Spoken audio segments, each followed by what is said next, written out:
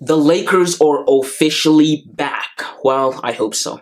Hey guys, Emmanuel here, and before I jump into this video, I just want to ask you guys to give me the HBO special, that is the Help a Brother Out, and you can do that by hitting the subscribe button and leaving a like underneath this video. I don't like long intros, so let's jump back into this recap of the craziest trade deadline I've witnessed in a long while. Yeah, so the NBA trade deadline was on Thursday, and oh my goodness, it was crazy. The night before, I could barely sleep because of all the whoosh bombs. There were trades left, right, and center. And one of the trades that gave me a lot of joy, that put a smile on my face, was the Russell Westbrook trade. Yes, after 2 grueling seasons with the Lakers have finally managed to deal away Russell Westbrook, and I think it was the best thing that they could have possibly done. This was a win for the Lakers, because for the past 2 seasons, Russell Westbrook has been the main reason for why the Lakers have suffered and sucked so much. Although I do have to put some blame on LeBron James, because he was the one that advocated for the Lakers to trade for Russell Westbrook. He has to hold some of that L. But anyway, the Lakers gave away Russell Westbrook a 2027 first-round pick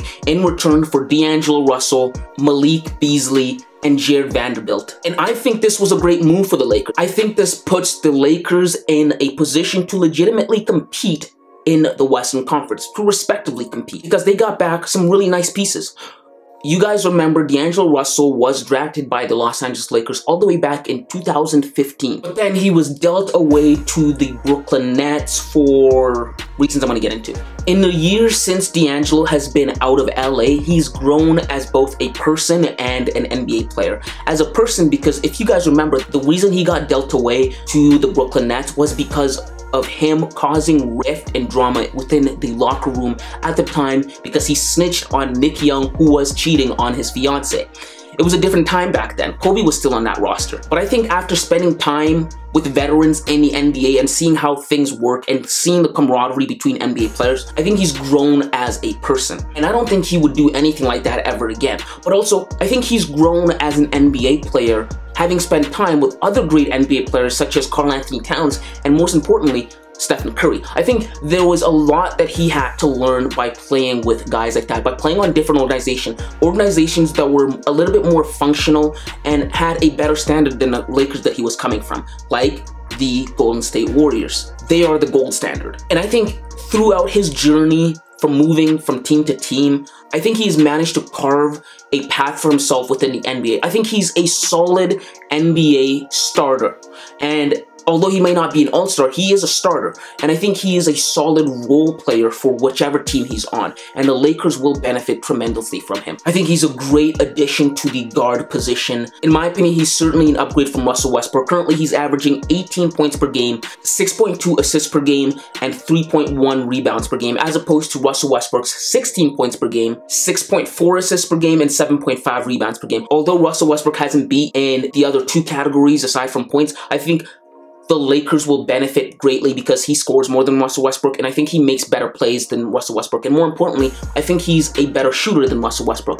And that's exactly what the Lakers need to surround LeBron James with. LeBron thrives when he's surrounded by shooters, and Russell Westbrook wasn't a fit for him because he couldn't shoot and he required the ball to be somewhat effective.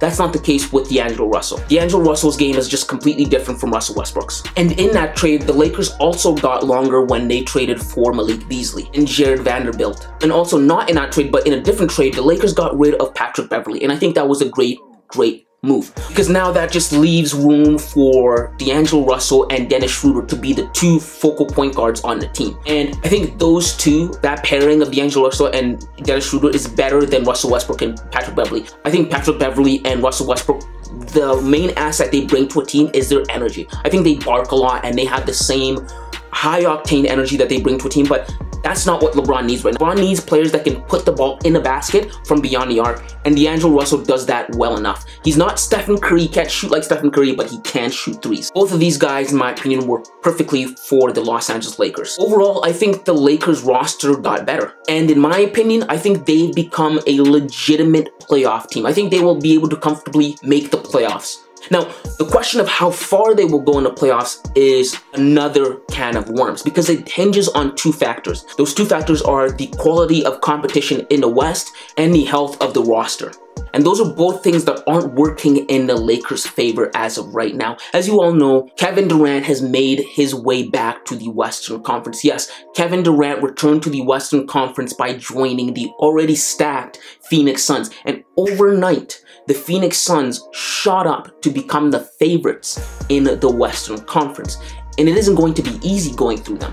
And furthermore, the Western Conference is also a conference that was already tough to begin with. The Denver Nuggets, in my opinion, have been the best team in the Western Conference all season long. And it doesn't look like they're about to slow down. A healthy Denver Nuggets team with Michael Porter Jr., Jamal Murray, and an MVP caliber Nikola Jokic is going to be very tough to get through. It's going to be very tough even for the Phoenix Suns. And I don't think they're going anywhere. They are solid. They have everything lined up for them to make a really good run at the championship this year. And there's other threats in the Western Conference. The Dallas Mavericks just got good. Luka Doncic was already a handful to deal with offensively. Now the Dallas Mavericks have added Kyrie Irving to their offense. Kyrie Irving has a bag that has infinite volume. He can grab anything from his bag of offensive tricks, get to the basket, finish whichever way. If Kyrie Irving doesn't become a distraction for the Dallas Mavericks, they're going to give somebody a tough time come playoff time. And then there's the Memphis Grizzlies. Memphis Grizzlies, I think, are a really, really good team when they're not drunk on their own hype. If Ja Morant and Dillon Brooks get off their high horse and stop buying into their own hype, I think they're a really, really solid team. They're going to give somebody a run for their money in the playoffs, right? Like they did last year. They gave the Warriors a run for their money. They didn't beat them, but it was a tough win for the Golden State Warriors. And then there's also another young team in the Western Conference, the New Orleans Pelicans. Healthy Zion Williamson this year is averaging 26 points. The Pelicans are a different team when Zion Williamson's on the floor, evident by how you contrast how bad they were last year to how good they are this year. Once Zion Williamson comes back onto the roster, it's tough. It's going to be tough to get through them. Zion's a physical beast to get through. So that's not working in the Lakers' favor.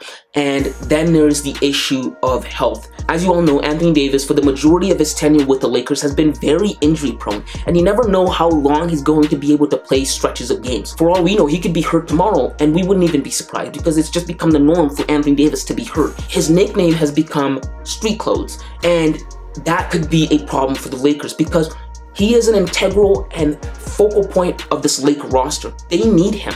Like, they're not going anywhere without Anthony Davis. They need him to remain healthy. And if history has told us anything, it's that Anthony Davis probably isn't going to remain healthy. I think before the regular season is up, I think Anthony Davis is probably going to miss a few more games. And even if he doesn't, do you trust Anthony Davis to remain healthy for the whole duration of the playoffs? I don't think so. That's 16 games of hard, grueling basketball. I don't trust Anthony Davis to remain healthy at all. If I were Rob Pelinka, I would have moved Anthony Davis during the trade deadline for someone more reliable. I would have tried to get Damian Lillard. Honestly, I would have tried to get Damian Lillard on the Lakers. Maybe make something happen. But yes, that's where we are with this current Laker roster. I'm just happy because the Lakers have sucked the last 4 years, and I like watching LeBron play competitive basketball. I like watching LeBron play at a really high level. I love watching LeBron play for the title 8 years in a row, and this team at least puts them within range of making the playoffs. And as you all know, anything can happen in the playoffs. And so I think we should all be excited. I think this was a great win for the Lakers, and we'll see how this turns out, right? But this is definitely an improved roster from what they had just a few days. But yes, guys, those are just my thoughts on the Lakers during the trade deadline and their moves. If you like this kind of content, make sure to hit the subscribe button, leave a like, and until next time, kids.